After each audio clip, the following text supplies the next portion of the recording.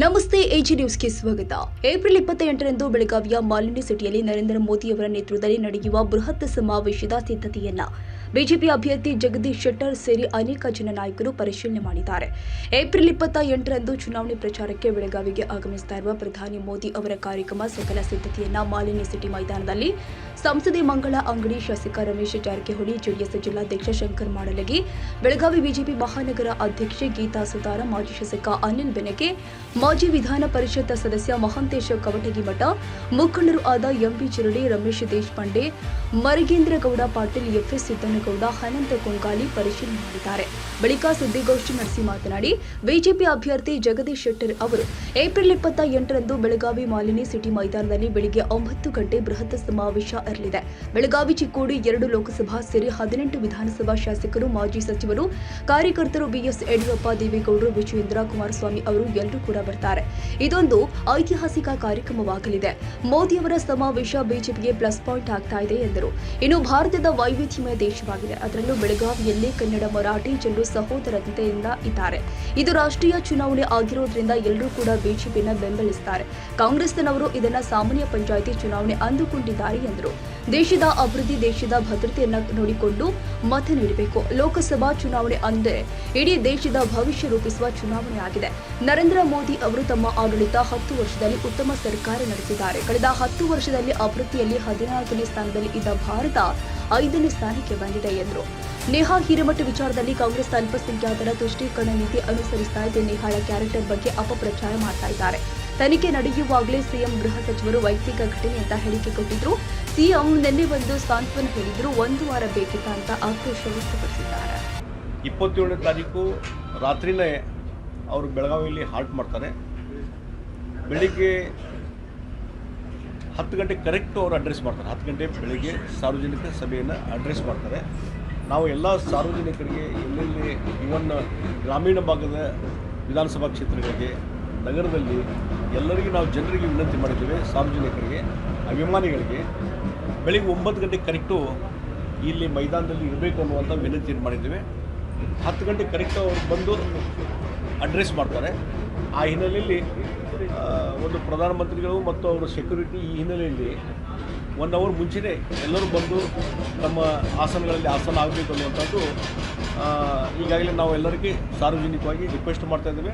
ಮತ್ತು ಅದೇ ರೀತಿ ನಮ್ಮ ಕಾರ್ಯಕರ್ತರು, ನಮ್ಮ ಎಲ್ಲ ಲೀಡರ್ಸು, ಪ್ರತಿ ವಿಧಾನಸಭಾ ಕ್ಷೇತ್ರದಲ್ಲಿರುವಂಥ ಲೀಡರ್ಸು ಎಲ್ಲರೂ ಸಹಿತ ಅಲ್ಲಿ ಸಾರ್ವಜನಿಕರಿಗೆ, ನಮ್ಮ ಅಭಿಮಾನಿಗಳಿಗೆ ಮತ್ತು ಯಾರು ಇಲ್ಲಿ ಬರಬೇಕಂತ ಎಲ್ಲರಿಗೂ ಅದೇ ರೀತಿ ರಿಕ್ವೆಸ್ಟ್ ಮಾಡ್ತಾರೆ. 9 ಗಂಟೆಗೆ ಎಲ್ಲರೂ ಇಲ್ಲಿ ಇರಬೇಕು ಅನ್ನುವಂಥದ್ದು. ಅದಕ್ಕೆ ನಾನು ಬೆಳಗಾವಿಯ ಜಿಲ್ಲೆಯ ಜನತೆಗೆ ನಾನು ವಿನಂತಿ ಮಾಡ್ತಾಯಿದ್ದೀನಿ, ದಯವಿಟ್ಟು 9 ಗಂಟೆಗೆ ಈ ಒಂದು ಯಡಿಯೂರಪ್ಪ ಮಾರ್ಗದ ಈ ಒಂದು ಮಾಲಿನಿ ಸಿಟಿ ಇದೆಯಲ್ಲ, ಈ ಮೈದಾನದಲ್ಲಿ ದಯವಿಟ್ಟು ಬೆಳಗ್ಗೆ 9 ಗಂಟೆಗೆ ಬನ್ನಿ. ನರೇಂದ್ರ ಮೋದಿಯವರ ಕಾರ್ಯಕ್ರಮದಲ್ಲಿ ಅಲ್ಲಿ ಬಂದು ಆ ಕಾರ್ಯಕ್ರಮವನ್ನು ಯಶಸ್ವಿಗೊಳಿಸಬೇಕು ಮತ್ತು ನರೇಂದ್ರ ಮೋದಿಗೆ ಹೆಚ್ಚಿನ ಶಕ್ತಿ ಕೊಡಬೇಕು ಅನ್ನೋಂಥ ವಿನಂತಿಯನ್ನು ನಾನು ಅವ್ರಿಗೆ ಮಾಡ್ತಿದ್ದೇನೆ. ರೋಡ್ ಶೋ ಏನಿಲ್ಲ ಮತ್ತು ನಮ್ಮ ರಾಜ್ಯದ ನಾಯಕರು ಅವರು ಎಲ್ಲ ಬರ್ತಾರೆ. ಯಡಿಯೂರಪ್ಪನವರು ಮತ್ತು ವಿಜಯೇಂದ್ರ ಎಲ್ಲರೂ ಅವರು ಬರ್ತಾರೆ ಮತ್ತು ಉಳಿದ ಎಲ್ಲ ನಾಯಕರು ಇರ್ತಾರೆ ಮತ್ತು ಜಿಲ್ಲೆಯ ಎಲ್ಲ ಶಾಸಕರು, ಮಾಜಿ ಶಾಸಕರು ಎಲ್ಲರೂ ಸಹಿತ ಈ ಕಾರ್ಯಕ್ರಮದಲ್ಲಿ ಭಾಗವಹಿಸ್ತಾರೆ. ನೋಡಿ, ಇವು ಸಹಸ್ರ ಸಂಖ್ಯೆಯಲ್ಲಿ ಬರಬೇಕು ಅನ್ನುವಂಥದ್ದು ನಾವು ಕರೆ ಮಾಡಿದ್ದೇವೆ. ಸಹಸ್ರ ಸಂಖ್ಯೆಯಲ್ಲಿ ಜನ ಬರ್ತಾರೆ. ಭಾಳ ಒಂದು ದೊಡ್ಡದಾದಂಥ ಕಾರ್ಯಕ್ರಮ ಆಗ್ತದೆ. ಆ ರೀತಿಯಾದಂಥ ಕಾರ್ಯಕ್ರಮ ಅಂದಾಜು ಎಷ್ಟು ಅಂತ ನಾವು ಲೆಕ್ಕ ಮಾಡಿಲ್ಲ. ಸಹಸ್ರಾರು ಸಂಖ್ಯೆಯಲ್ಲಿ ಇವತ್ತು ಸಾರ್ವಜನಿಕರು ಬಂದು ಈ ಕಾರ್ಯಕ್ರಮ ಚಿಕ್ಕೋಡಿ ಲೋಕಸಭಾ ಕ್ಷೇತ್ರ ಮತ್ತು ಬೆಳಗಾವಿ ಲೋಕಸಭಾ ಕ್ಷೇತ್ರ ಎರಡೂ ಕ್ಷೇತ್ರಗಳನ್ನು ಹಿಡ್ಕೊಂಡು ಇಲ್ಲಿ ಸಾರ್ವಜನಿಕ ಪ್ರಚಾರ ಸಭೆ ನಡೀತದೆ. ನರೇಂದ್ರ ಮೋದಿಜಿಯವರು ಅದಕ್ಕೆ ಅಡ್ರೆಸ್ ಮಾಡ್ತಾರೆ. ಇಲ್ಲಿ ಬೆಳಗಾವಿ ನಗರ ಪ್ರದೇಶ ಮತ್ತು ಅಕ್ಕಪಕ್ಕದಲ್ಲಿರುವಂಥ ಗ್ರಾಮೀಣ ವಿಧಾನಸಭಾ ಕ್ಷೇತ್ರ ಹೆಚ್ಚು ಕಾನ್ಸಂಟ್ರೇಷನ್ ಮಾಡಿವಿ ಮತ್ತು ಚಿಕ್ಕೋಡಿಗೆ ಸಂಬಂಧಪಟ್ಟಂಥ ಯಾವ ಹತ್ತಿರದಲ್ಲಿರುವಂಥ ವಿಧಾನಸಭಾ ಕ್ಷೇತ್ರ ಇಲ್ಲ, ಅಲ್ಲಿಂದ ಹೆಚ್ಚಿನ ರೀತಿಯಾದ ಅಭಿಮಾನಿಗಳು ಬರುವಂಥ ಸಾಧ್ಯತೆ ಇದೆ. ಹೀಗಾಗಿ ಮತ್ತು ಓವರಾಲ್ ಇಡೀ ಲೋಕಸಭಾ ಕ್ಷೇತ್ರ, ಪ್ರತಿಯೊಂದು ವಿಧಾನಸಭಾ ಕ್ಷೇತ್ರದಿಂದಲೂ ಅಲ್ಲಿಂದಲೂ ಪ್ರಮುಖರು ಎಲ್ಲರೂ ಬರಬೇಕು ಅನ್ನುವಂಥದ್ದು ಕರೆ ಕೊಟ್ಟಿದ್ದೇವೆ. ಎಲ್ಲ ವಿಧಾನಸಭಾ ಕ್ಷೇತ್ರದಿಂದಲೂ ಜನ ಬರ್ತಾರೆ. ಅಭಿಮಾನಿ 9 ಗಂಟೆಗೆ ಬೆಳಿಗ್ಗೆ ಬರೋದು ಒಂದು ದೊಡ್ಡ ಚಾಲೆಂಜು. ಅದು ಹೆಂಗೆ, ಯಾವ ರೀತಿಯಾಗಿ ಅದನ್ನು ನೋಡ್ರಿ, ಇದು ಯಾವಾಗಲೂ ರಾಜಕಾರಣದಲ್ಲಿ ಒಂದು ಚಾಲೆಂಜ್ ಅಂತ ಇರಬೇಕು. ಹೀಗಾಗಿ ಆ ಚಾಲೆಂಜ್ ತೊಗೊಂಡಾಗ ನಾವೆಲ್ಲ ಬಂದಿದ್ದೇವೆ ಮುಂದೆ. ಅದಕ್ಕೆ ಇವತ್ತು ನೋಡ್ರಿ, ಅವತ್ತು ರವಿವಾರ ಇದೆ. ಮತ್ತು ಜನರಲ್ಲಿ ಉತ್ಸುಕತೆ. ನಾವು ಎಲ್ಲೆಲ್ಲಿ ನಿನ್ನೆ ಮೊನ್ನೆ ಪ್ರವಾಸ ಮಾಡಿದ್ದೇವೆ, ಎಲ್ಲೆಲ್ಲಿ ಹೋಗಿ ಅಡ್ರೆಸ್ ಮಾಡಿದ್ದೇವೆ. ನರೇಂದ್ರ ಮೋದಿ ಕಾರ್ಯಕ್ರಮದ ಬಗ್ಗೆ ನಾವು ಈಗ ಬೆಳಗ್ಗೆ ಚಾಪೆ ಚರ್ಚೆ ಕಾರ್ಯಕ್ರಮ ಹೋಗಿದ್ದೆ, ಬೆಳಿಗ್ಗೆ ನಿನ್ನೆನೂ ಹೋಗಿದ್ದೆ. ಅಲ್ಲಿ ಅದನ್ನು ಹೇಳಿದಾಗ ಇಲ್ಲರಿ ನಾವು ಕರೆಕ್ಟ್ 9ಕ್ಕೆ ಬರ್ತೀವಿ ಅಂತ ಹೇಳಿ ಜನರಲ್ಲಿ ಮನಸ್ಸಿನಲ್ಲಿದೆ. ಮೋದಿಯವರು ನೋಡಬೇಕು, ಅವ್ರ ಭಾಷಣ ಕೇಳಬೇಕು ಅನ್ನುವಂಥ ಉತ್ಸುಕತೆ ಇದೆ. ಆ ಹಿನ್ನೆಲೆಯಲ್ಲಿ 9 ಗಂಟೆಗೆ ಬಂದೇ ಬರ್ತಾರೆ ಅನ್ನುವಂಥ ವಿಶ್ವಾಸ ನನಗಿದೆ. ಮತ್ತು ಆ ರೀತಿ ಜನರಲ್ಲಿ ಆಸಕ್ತಿ ಇದ್ದಾಗ ಜನ ಇವತ್ತು ನಾವು ಮನೆಯಾಗ ಲಗ್ನ ಮುಜು ಇದ್ರೆ ಲಗ್ನ ಆರಕ್ಕೆ ಅಂತೆಲ್ಲ ಕೆಲಸ ಮಾಡ್ತೀವಲ್ಲ, ಹಂಗೆ ಇದೊಂದು ಮದುವೆ ಕಾರ್ಯ ಇಲ್ಲ. ಈ ಜನರು ಚಾಲೆಂಜ್ ತೊಗೊಂಡಾರ.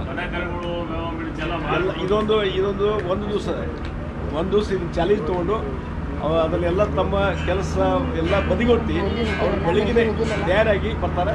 ಇಲ್ಲಿ ನಗರದಲ್ಲಿ ಏನೂ ಸಮಸ್ಯೆ ಇಲ್ಲ, ಬೇಗನೆ ಬರ್ಬೋದು. ಇನ್ನು ಗ್ರಾಮೀಣ ಭಾಗದಿಂದ ಬರೋರಿಗೆ ಸ್ವಲ್ಪ ತೊಂದರೆ ಆಗ್ಬೋದು. ಆದರೂ ಅದು ದಯವಿಟ್ಟು ಅದೆಲ್ಲ ತೊಂದರೆ ನಿವಾರಣೆ ಮಾಡಿಕೊಂಡು ಬರಬೇಕು ಅನ್ನುವಂಥ ವಿನಂತಿ ಮಾಡಿದ್ವಿ. ಅದಕ್ಕೆ ಒಳ್ಳೆಯ ರೆಸ್ಪಾನ್ಸು ಸಿಗ್ತದೆ. ನೋಡಿ, ಒಂದು ನಾನು ಹೇಳ್ತೀನಿ, ಜನರು ಅದಕ್ಕೆ ಇನ್ನೂ ಅವರು ಯಾವ ದಾರಿಯಿಂದ ಬರ್ತಾರೆ ಏನನ್ನುವಂಥದ್ದು ಇನ್ನೂ ನಮಗೆ ಮಾಹಿತಿ ಕೊಟ್ಟಿಲ್ಲ. ಓವರಾಲ್ ನಾ ಹೇಳುವಂಥದ್ದು, ಜನರಿಗೆ ಇಲ್ಲಿ ಪ್ರವೇಶ ಮಾಡಲಿಕ್ಕೆ, ಬೇರೆ ಕಡೆಯಿಂದ ಬಂದಂಥವ್ರಿಗೆ ಇಲ್ಲಿ ಎಂಟ್ರಿ ಆಗಲಿಕ್ಕೆ ಯಾವುದೇ ತೊಂದರೆ ಆಗದ ರೀತಿಯಲ್ಲಿ ನೋಡ್ತೀವಿ ಅನ್ನುವಂಥ ಮಾತನ್ನು ಹೇಳಿದ್ದಾರೆ. ಅದಕ್ಕಾಗಿ ಅದನ್ನು ಇವತ್ತು ಸಾಯಂಕಾಲವರೆಗೆ ಅದು ಗುರ್ತಾಗ್ತದೆ.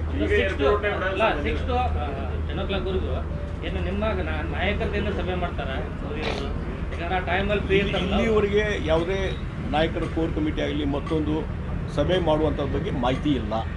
ಹೀಗಾಗಿ ರಾತ್ರಿ ಅವರು ಎಷ್ಟು ಲೇಟಾಗಿ ಬರ್ತಾರೋ ಲಘು ಬರ್ತಾರೋ ಅನ್ನುವಂಥದ್ದು ಇವತ್ತು ಸಾಯಂಕಾಲವರೆಗೆ ನಮಗೆ ಮಾಹಿತಿ ಸಿಗ್ತದೆ. ಆಮೇಲೆ ಬೆಳಿಗ್ಗೆ ಏನು ಪ್ರೋಗ್ರಾಮ್ ಅನ್ನುವಂಥದ್ದು ಇನ್ನೂ ನಿಗದಿಯಾಗಿಲ್ಲ. ಬಂದ ಮೇಲೆ ಎಲ್ಲ ಇಲ್ಲೇ ಲೀಡರ್ಸ್ ಇರ್ತಾರೆ. ಏನಾದರೂ ಪ್ರಮುಖರನ್ನು ಕರೆಸಿ ಮಾತಾಡೋದಾದರೆ, ಮೀಟಿಂಗ್ ಮಾಡೋದಾದರೆ ಬೆಳಿಗ್ಗೆನೂ ಮಾಡ್ಬೋದು. ಅದು ಇನ್ನೂ ಯಾವುದೇ ಮಾಹಿತಿ ಇಲ್ಲ.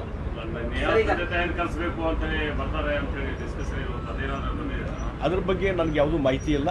ಮತ್ತು ನಮ್ಮ ಮುಂದೆ ಯಾರು ಅದ್ರ ಬಗ್ಗೆ ಚರ್ಚೆ ಮಾಡಿ. ಸರ್, ಈಗ ಒಂದು ಪೆಂಡಾಲ್ ರೆಡಿ ಆಗಿದೆ.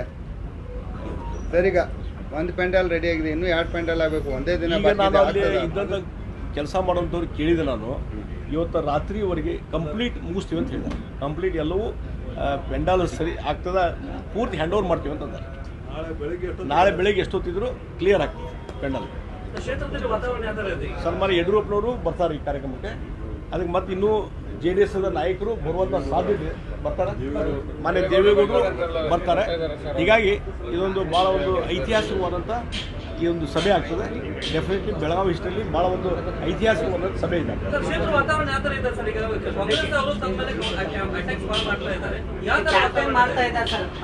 ಉತ್ತರಕ್ಕಾಗಿ ಕಾದಿದೆ ಬೆಳಗಾವಿ.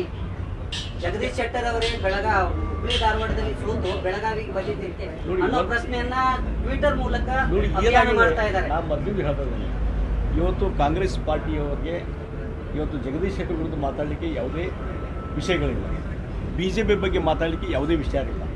ಮತ್ತು ನರೇಂದ್ರ ಮೋದಿಯವ್ರ ಬಗ್ಗೆ ಮಾತಾಡಲಿಕ್ಕೆ ಯಾವುದೇ ಇಶ್ಯೂ ಇಲ್ಲ. ಇವತ್ತು ಇದು ಪಾರ್ಲಿಮೆಂಟ್ ಇಲೆಕ್ಷನ್. ಬಹುಶಃ ಅವ್ರೇನು ತಿಳ್ಕೊಂಡಿದ್ದಾರೆ, ಇದೊಂದು ಯಾವುದೋ ಜಡ್ಪಿ ತಾಲೂಕ್ ಪಂಚಾಯತ್ ಇಲೆಕ್ಷನ್ನು, ನಗರಸಭೆ ಎಲೆಕ್ಷನ್ನು, ಮಹಾನಗರ ಸಭೆ ಎಲೆಕ್ಷನ್ನು, ಯಾವುದೋ MLA ಎಲೆಕ್ಷನ್ ತಿಳ್ಕೊಂಡಾರ. ಬಹುಶಃ ಆ ದೃಷ್ಟಿಕೋನ ಇದೆ ಅವ್ರದ್ದು. ಪಾರ್ಲಿಮೆಂಟ್ ಇಲೆಕ್ಷನ್ ಇದು. ನಿಮ್ಮ ನಾವು ಒಂದೇ ಮೊದಲಿನ ಕ್ವಶನ್ ಕೇಳ್ತಿದ್ದೆ, ಬಿಡ್ರಿ ಜಗದೀಶ್ ಶೆಟ್ಟರ್ ಬಿಡ್ರಿ. ಇವತ್ತು ನಿಮ್ಮ ರಾಷ್ಟ್ರ ಮಟ್ಟದಲ್ಲಿ ನಿಮ್ಮ ಪ್ರಧಾನಮಂತ್ರಿ ಅಭ್ಯರ್ಥಿ ಯಾರಂತ ಹೇಳಿಬಿಡ್ಲಿ ಅವರು. ರಾಹುಲ್ ಗಾಂಧಿ ಏನು ಅದನ್ನ ಹೇಳ್ರಿ, ಧೈರ್ಯದಿಂದ ಹೇಳಿ. ಅದನ್ನ ಹೇಳಕ್ಕೆ ನಿಮ್ಗೆ ತಾಕತ್ತಿಲ್ಲ.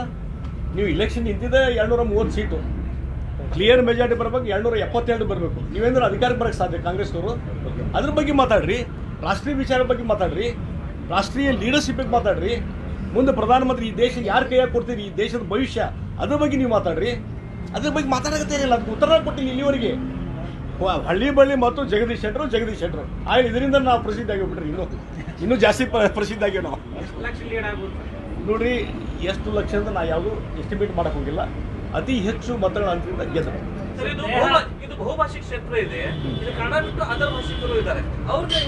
ನೋಡಿ, ಭಾರತ ದೇಶ ವೈವಿಧ್ಯಮಯ ದೇಶ. ಇವತ್ತು ಎಲ್ಲ ಭಾಷಿಕರು ಇದ್ದಾರೆ.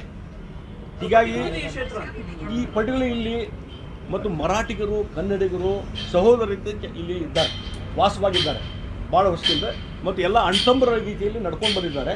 ಹೀಗಾಗಿ ಪರಸ್ಪರ ನಾನು ಹೋಗಿದ್ದೆಲ್ಲ ಫೀಲ್ಡ್ನಲ್ಲಿ ಹೋದಾಗ ಇವತ್ತು ಎಲ್ಲರೂ ಪರಸ್ಪರ ಸಹೋದರತೆಯಿಂದ ನಡ್ಕೊಂಡು ಬಂದಿದ್ದಾರೆ. ಆ ಹಿನ್ನೆಲೆಯಲ್ಲಿ ಈ ಭಾಷೆ ಮತ್ತೊಂದು ಯಾವುದೂ ಸಮಸ್ಯೆ ಆಗೋದಿಲ್ಲ. ಇವತ್ತು ಎಲ್ಲರಿಗೂ ಇವತ್ತು ನಮ್ಮ ದೇಶದ ಬಗ್ಗೆ ಇವತ್ತು ಮರಾಠ ಭಾಷಿಕರು ಇರ್ಬೋದು ಅಥವಾ ಕನ್ನಡ ಭಾಷಿಕರು ಇರ್ಬೋದು, ಎಲ್ಲರಿಗೂ ಒಂದೇ ಇದೆ, ದೇಶ ಒಗ್ಗಟ್ಟಿಗಿರಬೇಕು, ದೇಶ ಸುರಕ್ಷತೆ ಇರಬೇಕು, ನಮ್ಮ ನಾಯಕರು ಇರಬೇಕಂತ ಎಲ್ಲರ ಮನಸ್ಸಲ್ಲಿ ಇವತ್ತು ಬಂದಿದೆ. ಅದು ನರೇಂದ್ರ ಮೋದಿ ಅನ್ನುವಂಥ ಮನಸ್ಸಲ್ಲಿ ಬಂದಿದೆ. ನರೇಂದ್ರ ಮೋದಿ 3ನೇ ಬಾರಿ ಪ್ರಧಾನಮಂತ್ರಿ ಆಗಬೇಕಂತ ಎಲ್ಲರ ಮನಸ್ಸಲ್ಲಿ ಬಂದಿದೆ. ನಾವು ಒಂದು ಹೇಳ್ತೀನಿ, ಬಹುಶಃ ಬೆಳಗಾವಿ ಲೋಕಸಭಾ ಕ್ಷೇತ್ರ ನಾ ಎಲ್ಲ ಸ್ಟಡಿ ಮಾಡಿದ್ದೀನಿ.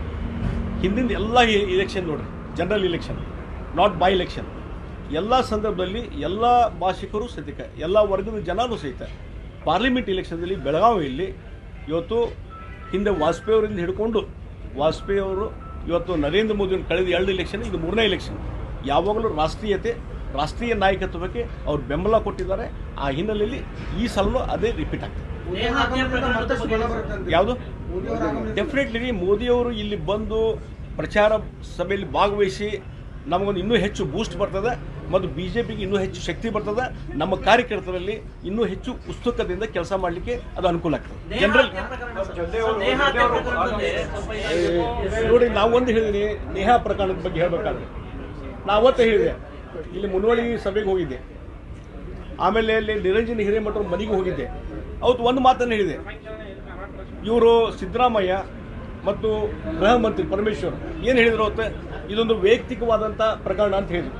ಅವರೊಳಗೆ ಏನೋ ಆಗಿತ್ತು, ಅದ್ರ ಸಲುವಾಗಿ ಕೊಂದು ಹಾಕಿದ್ದಾರೆ, ಇದಕ್ಕೆ ನಮಗೇನು ಸಂಬಂಧ ಇಲ್ಲ, ಸರ್ಕಾರಕ್ಕೆ ಸಾರ್ವಜನಿಕೂ ಏನು ಸಂಬಂಧ ಇಲ್ಲ, ಇದನ್ಯಾಕೆ ಬೆಳೆಸೋಕೆ ಹೋಗಿದೆ, ಇದು ವೈಯಕ್ತಿಕ ಅಂತ ಬಿಟ್ರು. ಅವ್ರ ತಂದೆ ಜಾಡಿಸಿದ್ರು ಸಿದ್ದರಾಮಯ್ಯನವರು. ನಿರಂಜನ್ ಹಿರೇಮಠ ಪೇರೆಂಟು ಭಾಳ ದುಃಖ ತಪ್ತನಾಗಿ, ನಮ್ಮ ಮುಖ್ಯಮಂತ್ರಿಗಳೇ, ನಾವು ಕಾಂಗ್ರೆಸ್ ಕಾರ್ಪೊರೇಟ್ರು, ನಮ್ಮ ಮುಖ್ಯಮಂತ್ರಿ ಈ ರೀತಿ ವೈಯಕ್ತಿಕ ಅಂತ ಹೇಳಿ ನಮ್ಮ ಕುಟುಂಬದ ಮಾನ ಮರ್ಯಾದೆ ಕಳೆದ್ರು ಅಂತ ಹೇಳಿ ಆ ತಂದೆನೇ ಜಾಡಿಸಿದ್ರು. ಆವಾಗ ಎಚ್ಚರಾದ್ರು ಅವರು. ಅಂದರೆ ಅಲ್ಪಸಂಖ್ಯಾತರ ತುಷ್ಟೀಕರಣ ನೀತಿ ಇದೆಯಲ್ಲ, ಅಲ್ಲಿ ಮರ್ಡರ್, ಅಲ್ಲಿ ಸಫರ್ ಆದವರು ಯಾರು, ನೇಹಾ ಮರ್ಡರ್ ಆದದ್ದು ಹೆಣ್ಮಗಳು, ಹಿಂದೂ ಹುಡುಗಿ, ಇಲ್ಲಿ ಮರ್ಡರ್ ಮಾಡಿದವ ಯಾರು, ಮುಸ್ಲಿಂ ಹುಡುಗ. ಇದೇ ಕಾರಣ ಸಲುವಾಗಿ ಅಲ್ಪಸಂಖ್ಯಾತರ ತುಷ್ಟೀಕರಣ ಸಲುವಾಗಿ ಅದಕ್ಕೆ ಸಡನ್ನಾಗಿ ಹೇಳಿಬಿಟ್ರು, ಇನ್ನೂ ಇನ್ವೆಸ್ಟಿಗೇಷನ್ ನಡೀತದೆ ಏನಂತ ಹೇಳಿಬಿಟ್ರು, ಇದು ಪರ್ಸನಲ್ ಅಂತ ಅಂದ್ಬಿಟ್ರು. ಆಮೇಲೆ ತಪ್ಪಿನ ಅರಿವಾಯಿತು. ನಾವು ಅವತ್ತು ಚಾಲೆಂಜ್ ಮಾಡಿದ್ವಿ, ಇದು ವೈಯಕ್ತಿಕವ ಅಂತ ಹೇಳಿದ್ದು ತಪ್ಪಿದು, ಕ್ಷಮಾಪಣೆ ಕೇಳಿ ಅಂತ ನಾನು ಅವತ್ತು ಹೇಳಿದ್ದೀನಿ.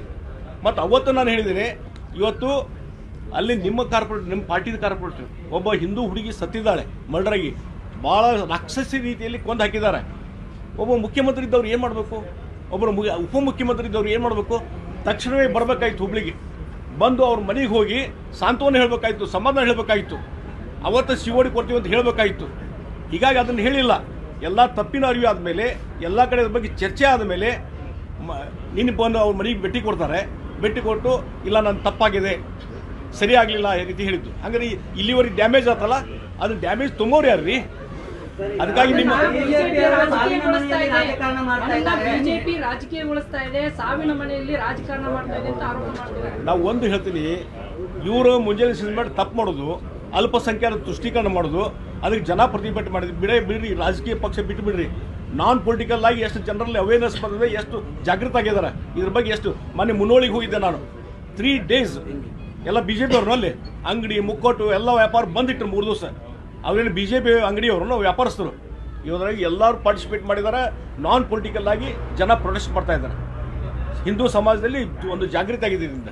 ಈಗ ರುಕ್ಸಾನಾ ಎನ್ನುವಂತ ಮುಸ್ಲಿಂ ಯುವತಿ ಹತ್ಯೆ ಆದಾಗ BJP ಅವರು ಧ್ವನಿ ಎತ್ತಲಿಲ್ಲ, ಬರೀ ಮುಸ್ಲಿಮರಿದ್ದಾದಾಗ ಈ ರೀತಿ ಮಾಡ್ತಾರೆ ಅಂತ ಹೇಳಿ ನೋಡಿ. ಒಂದು ನಾನು ಹೇಳ್ತೀನಿ, ಭಾರತೀಯ ಜನತಾ ಪಾರ್ಟಿ ಯಾವ್ಯಾವ ಸಂದರ್ಭದಲ್ಲಿ ಯಾರ್ಯಾರಿಗೆ ಅನ್ಯಾಯ ಆಗಿದೆ ಅದು ಪ್ರೊಟೆಸ್ಟ್ ಮಾಡ್ಕೊತ ಬಂದಿದೆ. ಇವತ್ತು ಈ ಅಲ್ಪಸಂಖ್ಯಾತರ ತುಷ್ಟೀಕರಣದಿಂದ ಇವತ್ತು ರಾಜ್ಯದಲ್ಲಿ ಒಂದು ರೀತಿ ಅನಾಗರಿಕತೆ ಮತ್ತು ಒಂದು ರೀತಿ ಆಡಳಿತ ವ್ಯವಸ್ಥೆ ಕುಸಿದು ಬೀಳ್ತದೆ, ಕಾನೂನು ಸುವ್ಯವಸ್ಥೆ ಕುಸಿದು ಬೀಳ್ತದೆ. ಯಾರಿಗೂ ಹೆದರಿಕೆ ಅನ್ನುವಂಥದ್ದು, ಭಯ ಭೀತಿ ಅನ್ನುವಂಥದ್ದು ಇಲ್ಲ.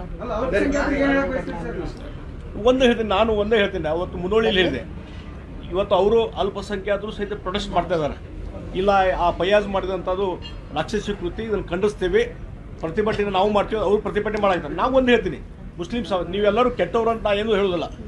ಯಾರಲ್ಲಿ ಕ್ರಿಮಿನಲ್ ಇದ್ದಾರಲ್ಲ, ಯಾರು ಈ ರೀತಿ ರಾಕ್ಷಸಿ ಪ್ರವೃತ್ತಿ ಮಾಡಿ ಕೊಂದು ಹಾಕಿದ್ರಲ್ಲ, ಆ ಕುಟುಂಬ ನೀವು ಸೋಷಿಯಲ್ ಬಹಿಷ್ಕಾರ ಮಾಡಿರಿ, ಸೋಷಿಯಲ್ ಬೈಕೌಟ್ ಮಾಡಿರಿ. ಆವಾಗ ನಿಮಗೆ ಬೋನಾಫೈಡ್ ಅನಿಸ್ತದೆ ನಿಮ್ಮ ನೀತಿ. ಅದು ಬಿಟ್ಟು ಸುಮ್ಮನೆ ಪ್ರತಿಭಟನೆ ಮಾಡೋದ್ರಿಂದ ಏನೂ ಆಗೋದಿಲ್ಲ, ನಂಬಿಕೆ ಯಾರಿಗೂ ಬರೋದಿಲ್ಲ. ಅವಾಗ ಏನಾಗ್ತದೆ, ಇಲ್ಲ ಮುಸ್ಲಿಂ ವಕೀಲರು ಎಲ್ಲರೂ ಸೇರಿ ಅವರು ವಕಾಲತ್ ಮಾಡುದಿಲ್ಲ ಅಂತ ಈಗಾಗಲೇ ಘೋಷಣೆ ಮಾಡಿದ್ದಾರೆ. ಆಯ್ತಪ್ಪ, ಒಂದು ಆ ಕುಟುಂಬಕ್ಕೆ ಬಹಿಷ್ಕಾರ ಮಾಡ್ರಿ. ಅವಾಗ ನೋಡ್ರಿ ಯಾವ ರೀತಿ ಬೆಳೆಸ್ಬೇಕಲ್ಲ ತಂದೆ ತಾಯಿ ಅನ್ನೋಂಥವ್ರು. ಮತ್ತು ಅವರಿಗೆ ಒಂದು ಸ್ವಲ್ಪ ಅನಿಸ್ಬೇಕಲ್ಲ ಅದು. ಆ ರೀತಿ ಒಂದು ಸೋಷಿಯಲ್ ಬೈಕೌಟ್ ಮಾಡಿದಾಗ ಆ ಒಂದು ಅವೇರ್ನೆಸ್ ಬರ್ತದೆ, ಉಳಿದವ್ರಿಗೆ ಹೆದರಿಕೆ ಬರ್ತದೆ, ಸಮಾಜನ ನಮ್ಮನ್ನು ದೂರ ಇಟ್ಟಿದ್ದಪ್ಪ ಅಂಥೇಳಿ. ಅದು ಮಾಡದಿದ್ರೆ ಮತ್ತು ಬೆಳಗಿನ ಸಾಯಂಕಾಲ ಅದೇ ಕೆಲಸ ಮಾಡೋದು. ಸರ್, ಈಗ ನಿನ್ನೆ ಸುರ್ಜೇವಾಲಾ ಒಂದು ಗಂಭೀರ ಆರೋಪ ಮಾಡುವ ನಿಮ್ಮ ಪ್ರಧಾನಿ ಏನು ವಾಸ್ತವ್ಯ ಮಾಡ್ತಾ ಇದ್ದಾರೆ ಹೋಟೆಲ್ನಲ್ಲಿ, ಜೊಲ್ಲೆ ಗ್ರೂಪ್ ಹೋಟೆಲಲ್ಲಿ ಮಕ್ಕಳ ಮೊಟ್ಟೆಯನ್ನ ಮಾರಿ ಕಟ್ಟಿದಂತ ಹೋಟೆಲ್ನಲ್ಲಿ ಮೋದಿ ಅವರು ವಾಸ್ತವ್ಯ ಮಾಡ್ತಾ ನೋಡಿ, ಇದ್ದಾರೆ. ಒಂದು ನಾನು ಹೇಳ್ತೀನಿ ಅದ್ರ ಬಗ್ಗೆ. ಸಿದ್ದರಾಮಯ್ಯ ಸರ್ಕಾರ ಇತ್ತಲ್ಲ, ಹಿಂದೆ ಲೀಡರ್ ಆಫ್ ಅಪೋಸಿಷನ್ ಇದ್ದಲ್ಲ, ಎಲ್ಲರೂ ಒಂದು ಸಲ ಅದರಲ್ಲಿ ಮಾತಾಡಿದ್ದಾರೆ ಅಸೆಂಬ್ಲಿಯಲ್ಲಿ. ಮತ್ತು ಅದೆಲ್ಲ ಎನ್ಕ್ವೈರಿ ಆಗಿ ಕ್ಲಿಯರ್ಸ್ ಆಗಿದೆ, ಕೋರ್ಟ್ನಲ್ಲಿ ಪ್ರಕರಣ ಇದ್ದಾವೆ. ಈಗ ಸುರ್ಜೇವಾಲಾ ಕೇಳ್ತೀನಿ ನಾನು, ಆಯ್ತಪ್ಪ ನಿಮ್ಮ ಸಿದ್ದರಾಮಯ್ಯ ಪ್ರತಿಪಕ್ಷ ನಾಯಕರಿದ್ರಲ್ಲ ಆ ಟೈಮ್ದಾಗೆ ಒಂದು ಶಬ್ದ ಮಾತಾಡಿರಿ, ಹೇಳ್ರಿ. ಇವತ್ತು ನಿಮ್ದ ಸರ್ಕಾರ ಐತಿ, ಅದ್ರ ಬಗ್ಗೆ ಏನು ಎನ್ಕ್ವೈರಿ ಮಾಡಿರಿ? ಇಲ್ಲ, ಎಲ್ಲ ಸುರ್ಜೇವಾಲಾ ಮಾತಾಡ್ತಾರೆ. ಅಡ್ಜಸ್ಟ್ಮೆಂಟ್ ಆಯ್ತು ಸರ್. ನನಗೆ ಗುರ್ತಿಲ್ಲ, ನನಗೆ ಗುರ್ತಿಲ್ರಿಪ್ಪ. ಸಿದ್ದರಾಮಯ್ಯ ಏನಾಗಿತ್ತು ಕೇಳಿ ಅವ್ರು ಸುರ್ಜೇವಾಲಾ ಇದು ಯಾಕೆ ಎನ್ಕ್ವೈರಿ ಮಾಡಿ ಕೇಳಿ ಅವರು. ಅವ್ರು ಅಪೋಸಿಷನ್ ಲೀಡರ್ ಇದ್ರು, ಯಾಕೆ ಕೇಳಿಲ್ಲ ಅವರು? ಬಹಳಷ್ಟು ವಿಚಾರದಲ್ಲಿ ಗೊತ್ತಿಲ್ಲ, ನನಗೆ ಗೊತ್ತಿಲ್ಲ. ಬಹಳ ಹಿರಿಯ ನಾಯಕರು, ರಾಜ್ಯಕಣ್ಣ ಅಂತ ಮುಖ್ಯಮಂತ್ರಿಗಳು, ಈಗ ತಾವು ಇಲ್ಲೇ ಗೊತ್ತಿಲ್ಲ ಅಂತ ಎದ್ರ ಬಗ್ಗೆ ಗೊತ್ತಿಲ್ಲ ಮಟ್ಟೆ ವಿಚಾರದಲ್ಲಿ ನಮ್ಗೆ ಗೊತ್ತಿಲ್ಲ ಅಂದ್ರೆ ನೋಡಿ. ನಾವು ಒಂದು ಹೇಳ್ತೀನಿ ನೋಡಿ, ಇವತ್ತು ಜನಪ್ರತಿನಿಧಿಗಳ ಮೇಲೆ ಮಂತ್ರಿಗಳಲ್ಲಿ ಸಾಕಷ್ಟು ಆಪಾದನೆ ಬರ್ತಾವೆ. ಇದು ಒಂದೇ ಅಲ್ಲ. ಬಂದಾಗ ಒಂದು ಎನ್ಕ್ವೈರಿ ಅಂತ ಆಗ್ತದೆ, ಅದ್ರ ಬಗ್ಗೆ ಯಾರು ಕಂಪ್ಲೇಂಟ್ ಮಾಡಿರ್ತಾರಲ್ಲ ಅವರು ಇದು ಮಾಡ್ಬೇಕಾದ್ರೆ ರೆಕಾರ್ಡ್ಸ್ ಕೊಡಬೇಕಾಗ್ತದೆ. ಹಾಗಾದ್ರೆ ಇಲ್ಲಿ ಯಾರು ಕಂಪ್ಲೇಂಟ್ ಕೊಟ್ಟವರು ಮತ್ತು ಆ ಸಂದರ್ಭದಲ್ಲಿ ಯಾರು ಪ್ರತಿಪಕ್ಷ ನಾಯಕರಿದ್ದರು ಸಿದ್ದರಾಮಯ್ಯ ಅವರೆಲ್ಲ ತೊಗೊಂಡು ಅಸೆಂಬ್ಲಿಯಲ್ಲಿ ನಿಂತು ಭಾಷಣ ಮಾಡ್ಬೇಕಾಯ್ತಲ್ಲ, ಹೇಳ್ಬೇಕಾಯ್ತಲ್ಲ, ಯಾಕೆ ರೀಚ್ ಮಾಡಲಿಲ್ಲ? ಸರ್, ಅದನ್ನ ಕೇಳ್ತಿದ್ರಿ. ಕಳೆದ ವಿಧಾನಸಭೆ ಚುನಾವಣೆಯಲ್ಲಿ ಹಾಸನದ ಎಂಪಿ ಅವರು ಸೆಕ್ಸ್ ಸ್ಕ್ಯಾಂಡಲ್ ಸಿಕ್ಕಾಕೊಂಡಿದ್ದಾರೆ. ಯಾರು? ನಿಮ್ಮ ಮಿತ್ರ ಪಕ್ಷ ಜೆಡಿಎಸ್ ಎಲ್ಲಿ ಸಿಕ್ಕಾಕೊಂಡಿದ್ದಾರೆ. ಅನೇಕ ಯಾವ ಪ್ರಜ್ವಲ್ ರೇವಣ್ಣ ಏನ್ ಆ ಪ್ರಕರಣಕ್ಕೆ ನೀವೇನು ಇಷ್ಟಪಡ್ತೀರಿ? ಯಾಕೆ ಮಾಜಿ ಮುಖ್ಯಮಂತ್ರಿ ಮಹಿಳೆಯರಿಗೆ ಅನ್ಯಾಯ ಆಗ್ಲ ಅಂತ ಹೇಳ್ತೀರಾ ಅಥವಾ ಆಗ್ಬಾರ್ದು ಅಂತ ಹೇಳ್ತೀರಾ? ನಾವು ಒಂದು ಹೇಳ್ತೀನಿ, ಇವತ್ತು ಯಾರು ತಪ್ಪು ಮಾಡಿದ್ದಾರೆ ಯಾವುದೇ ಪಾರ್ಟಿಗಳು ಅದು ಸರಿಯಲ್ಲ. ತಪ್ಪು ಮಾಡಿದರೆ ತಪ್ಪು ಮಾಡ್ತಾ ಹೇಳೋದು ನಾವು. ಅದು ಕಾನೂನು ರೀತಿ ಏನು ಅವ್ರಿಗೆ ಕಾನೂನು ರೀತಿ ಕ್ರಮ ಕೈಗೊಳ್ಳಿ. ಅಲ್ಲ, ಮಾಜಿ ಮುಖ್ಯಮಂತ್ರಿ ಪ್ರಧಾನಮಂತ್ರಿ ಅವ್ರ ಮೊಮ್ಮಕ್ಕಳಿಗೆ ಯಾವ ಕಾನೂನು ಶಿಕ್ಷಣ ಆಗ್ತಾ ಇಲ್ಲ. ಅವ್ರ ಮೇಲೆ ಇಲ್ಲಿವರೆಗೂ ಒಂದು ಮಹಿಳಾ ಆಯೋಗ ಒಂದು ಪ್ರಕರಣ ದಾಖಲಿಸ್ಕೊಂಡಿಲ್ಲ. ನೋಡಿ, ಯಾವುದು ಪ್ರಕರಣ ಅಂತ ಸ್ಪೆಸಿಫಿಕ್ ಆಗಿ ಇವತ್ತು ವಿರೋಧ ಪಕ್ಷ ಅಂತ ಐತಿ ಕಾಂಗ್ರೆಸ್, ಇನ್ನು ಇಶ್ಯೂ ತಗೊಳ್ಳಿ, ಹೋರಾಟ ಮಾಡಲಿ. ಯಾರು ತಪ್ಪು ಅಂತ ಹೇಳ್ತೀವಿ ನಾವು, ಅದು ಸರಿ ಅಂತ ನಾ ಎಂದೂ ಹೇಳುದಿಲ್ಲ. ಸರಿ, ಕಳೆದ ವಿಧಾನಸಭೆ ಚುನಾವಣೆ ಗೋಷ್ಠಿಯಲ್ಲಿ ಮಾಜಿ ಶಾಸಕರಾದಂತ ಅನ್ನೋರು ಹೇಳ್ತಾರೆ, ಯಾರು ನಮ್ಮ ಅನ್ನೋರು ಹೇಳಿದ್ರೆ ಏನಂತಂದ್ರೆ ಜಾಸ್ತಿ ದುಡ್ಡನ್ನ ಹೆಬ್ಬಾಳಕರ್ ಅವರು ಅವರಿಗೆ ಎರಡೋ ಪರ ಕೊಟ್ಟರು. ನೋಡ್ರಿ, ಇವು ಅಭಿವೃದ್ಧಿ ದೃಷ್ಟಿಯಿಂದ ಅದಕ್ಕೆ ಯಾವ ಸಂದರ್ಭದಲ್ಲಿ ಕೊಟ್ಟಿದ್ದಾರೆ ಅದ್ರ ಬಗ್ಗೆ ನಾನು ಅದ್ರ ಬಗ್ಗೆ ಚರ್ಚೆ ಮಾಡ್ಲಿಕ್ಕೆ ಹೋದ್ರು. ಅದು ಅವರು ನೀವು ಡಿಬೇಟ್ ಮಾಡ್ರಿ. ನೀವು ಬೆಳಗಾವಿ ಅಭಿವೃದ್ಧಿಗೆ ನಿಮ್ಮ ನಾನು ಅದಕ್ಕೆ ಸಪ್ರೇಟ್ ಒಂದು ಪತ್ರಿಕೆ